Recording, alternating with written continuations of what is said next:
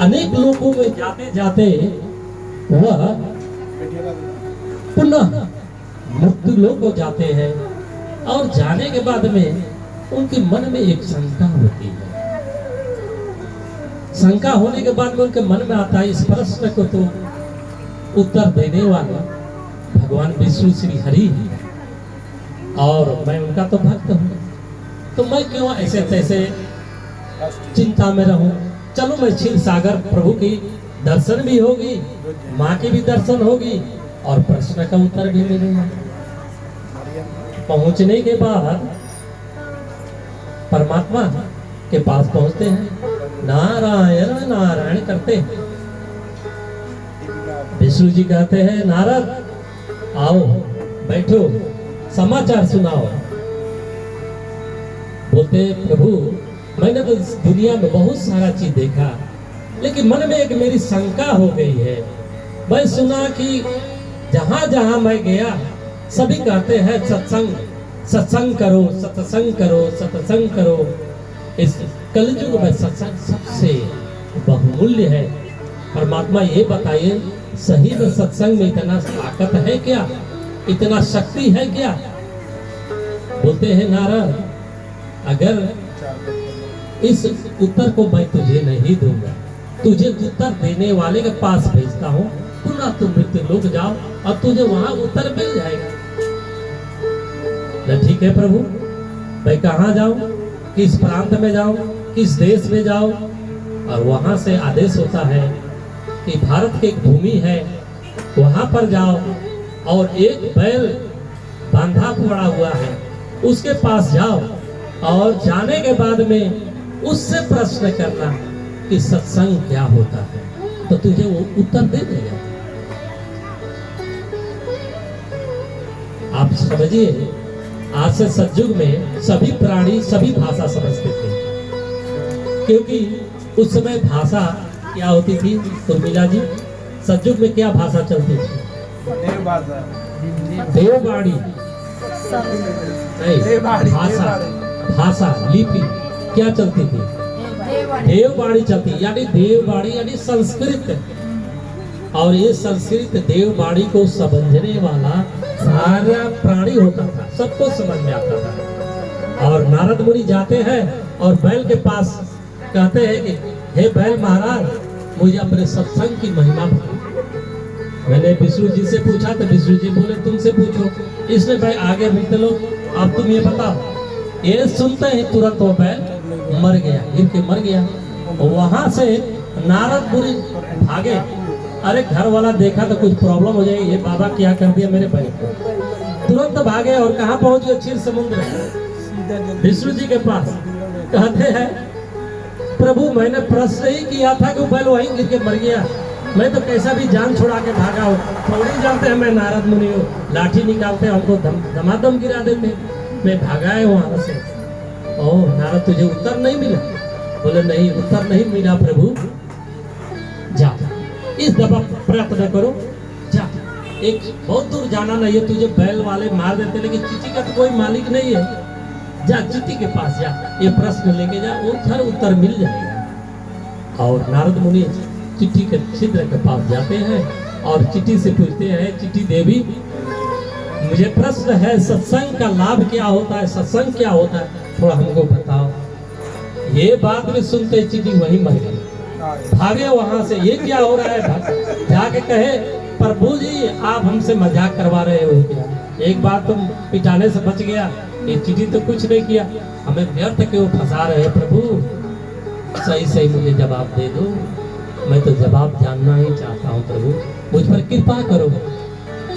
बोलते हैं नहीं नहीं नारद मुनि, इस दफा तुझे भेजता वहां तो जरूर जवाब मिलेगा। बोले कहाँ?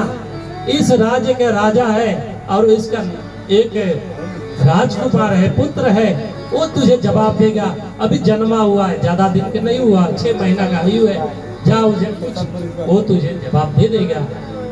तुम्हारा भाषा को समझता है, वो आपको जरूर बता देगा। इस प्रकार से नारद मुनि कहते हैं उस दफा तो बैल वाला से बच गया, चिट्ठी वाला कुछ नहीं किया, लेकिन इस दफा वो राजा का पुत्र है महाराज।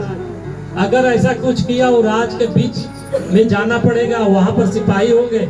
अगर ऐसा कुछ किया इस दफा आपके कारण वो मर गया तो मैं तो हालत मेरी खराब होने वाली, मैं नहीं जाऊंगा।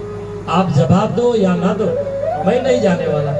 बोलते नहीं नारद, इस दफा तो मुझ पर विश्वास कर ले, तुझे जरूर जवाब मिलेगा। और बड़े धैर्य के साथ नारद मुनि फिर नारायण नारायण करते करते मृतलोक को आते हैं, उस राज्य में जाते हैं। और राजा देखते ही समझ जाते हैं ये तो नारद मुनि है, क्योंकि राजा के पास ज्ञान होता है।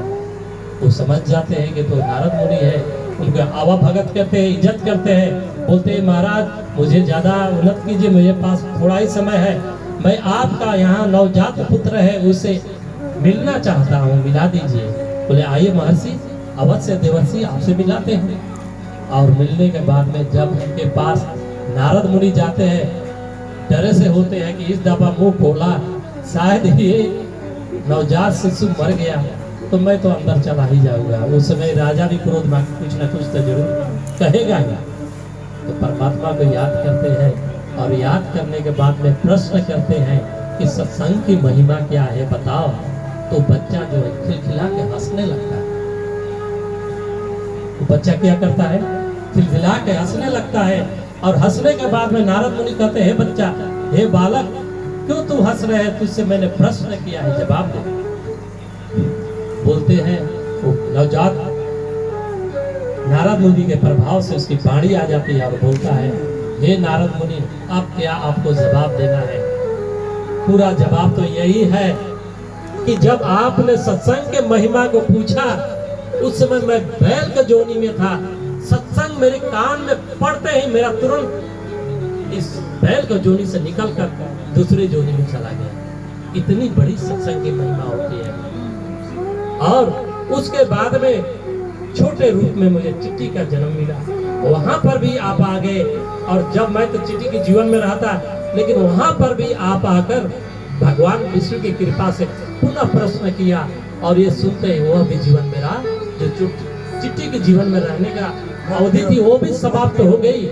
और तुरंत मैं देखिए सत्संग की शब्द सुनने की कृपा से मैं जो है एक सुशील और सुंदर जानवर के जोनी से परिवर्तन होते होते आज मैं जो है एक मनुष्य के जोनी में आया, वो भी गरीब और दुखी दिनहीन के जोनी में नहीं आया, एक राजा का पुत्र बना हूँ जो भविष्य में इस राज्य का महाराजा बनने वाला हूँ।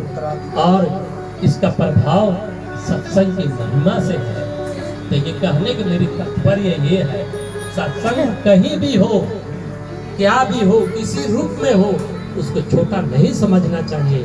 सत्संग के प्रभाव इतनी होती है, इतनी महिमा होती है, जिस इस कथा से आप समझ सकते हैं। और 1 मिनट की एक छोटी सत्संग पर ही कथा कहता हूँ, अब सभी सुने होंगे। एक समय की बात है कि भारत में एक समय ऐसा चला था,